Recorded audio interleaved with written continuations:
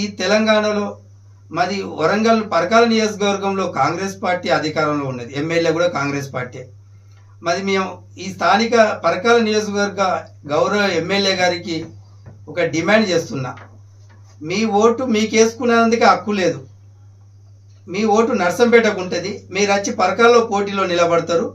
మరి మిమ్మల్ని గెలిపించింది బీసీ సమాజం.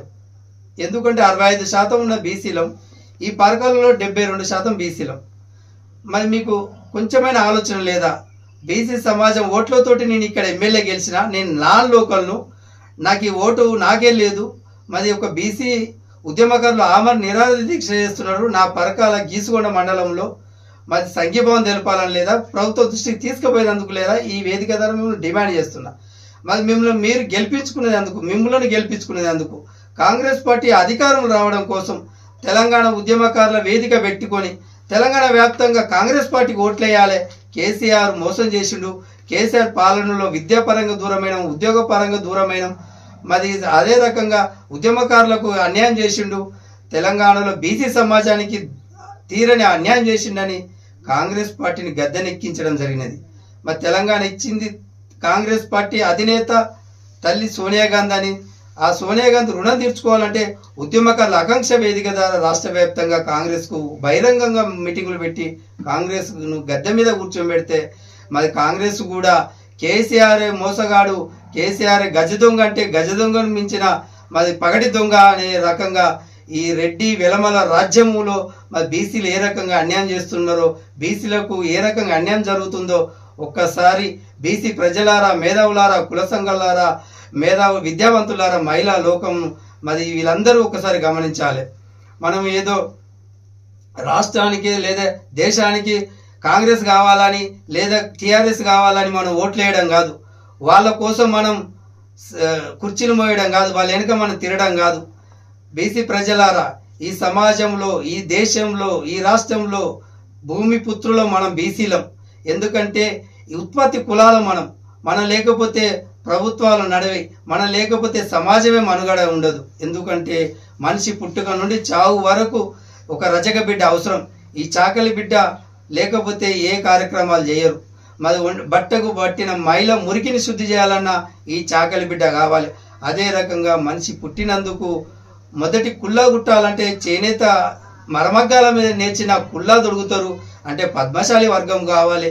మనం బయటికి రావాలంటే మన ఆత్మగౌరవమైన బట్టను దొడగాలంటే పద్మశాలి బిడ్డ కావాలి. మరి మనం ఆ రోజుల్లో వంటలు చేసుకునేది కుండలు, మనకు కుండలలో వంట పాత్రలు చేసుకునేది. మరి అదే రకంగా ఈ భూమి నుండి పంటను పండించుకోవాలన్నా, మరి మనం ఏ ఆహారం తీసుకోవాలన్నా, నాగలి దున్నాలన్నా మనం అడ్రంగి బిడ్డ, కమ్మరి బిడ్డ, విశ్వబ్రాహ్మణ బిడ్డ వాళ్ళు నాగలి తయారు చేసేది. అంటే ఈ మనిషికి బతుకుకు అన్నం పండించాలన్నా ఆ పంటను పండించేది మున్నూరు కాపు.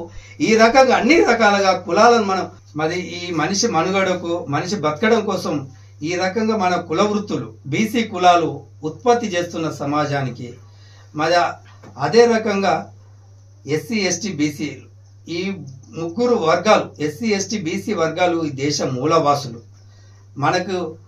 మన తాత ముత్తాతల కాలంలో మన మహనీయులు ఎందరో రాజులు ఈ దేశాన్ని ఏలిన చరిత్ర మనది. మన మహనీయుల చరిత్ర, ఉద్యమాల చరిత్రతోటి మరి ఇవాళ మేము ఆమర నిరాహార దీక్షకు ఇవాళ 13వ రోజు గీసుకొండ మండల కేంద్రంలో కొనసాగిస్తున్నాం. ఈ ఆమర నిరాహార దీక్ష మరి సంచార ఆమర నిరాహార దీక్షగా జరుగుతున్నదంటే బీసీ ప్రజలారా, మేధావులారా, ఒక పేద వర్గాల కోసం ఉద్యమాలు చేస్తే అగ్రకుల వ్యవస్థలు కానీ, ఆధిపత్య వర్గంలో ఉన్న అధికారంలో ఉన్న పార్టీలు కానీ నన్ను మరి ఏ రకంగా పోలీస్ స్టేషన్లు తిప్పుతున్నారో, మరి దవాఖానాల చుట్టూ తిప్పుతున్నారో ఒక్కసారి మేధావులు, విద్యావంతులు, బీసీ సమాజం ఆలోచించుకోవాల్సిన అవసరం ఉన్నది. మరి బాబాసాహెబ్ అంబేద్కర్ గారు తన జీవిత కాలం మొత్తం ఎన్నో ఉద్యమాలు చేసి మనకు తన ఆలోచన విధానాన్ని నా ఎస్సీ ఎస్టీ బీసీ వర్గాలు బాగుపడాలంటే, ఈ దేశానికి రాజులు కావాలంటే భారత రాజ్యాంగం మనకు అందించడం జరిగింది. ఆ రాజ్యాంగం ఆధారంగా ప్రతి ఒక్క మనిషికి, కూటికి పేదోడైనా, కోటీశ్వరుడైనా, గల్లీలో ఉన్న చిన్నవాడైనా, మరి పార్లమెంట్లో ఉన్న ప్రధాని అయినా ఒక్క ఓటు హక్కు ఇచ్చిండు, ఒకే ఓటు హక్కు ఇచ్చిండు, సమానత్వం ఇచ్చిండు. మరి ఆ ఓటు హక్కు ద్వారా మనం రాజ్యం ఏలుకుందామా? ఆ ఓటు పరాయుడికి వేసుకొని అగ్రకులాలకు వేసుకొని మనం ఇంకా బానిసలుగా ఉంటామా? ఒక్కసారి బీసీ ప్రజలారా ఆలోచన చేసుకోండి. మీ ఓటు మీరు వేసుకొని మన రాజ్యం మనం ఏలుకునేందుకు కొంచెమైనా ఆలోచన చేయండి. ఆ ఓటు మార్పు కోసమే నా ఆమరణ నిరాహార దీక్ష మరి ప్రభుత్వాన్ని డిమాండ్ చేస్తూ స్థానిక సంస్థలు 42% అమలయ్యేరాక ఈ దీక్షను కొనసాగిస్తానని నేను ఈయాటికి 13వ రోజు, ఇంకా 13 రోజులు కాదు, రేవంత్ రెడ్డి గద్దె దింపేరాక ఈ రాష్ట్ర ముఖ్యమంత్రి మెడలు వంచైనా నా ప్రాణ త్యాగం చేసైనా బీసీల 42% స్థానిక సంస్థలు సాధించుకుందాం. మనం ఏమి అడుగుతున్నాం?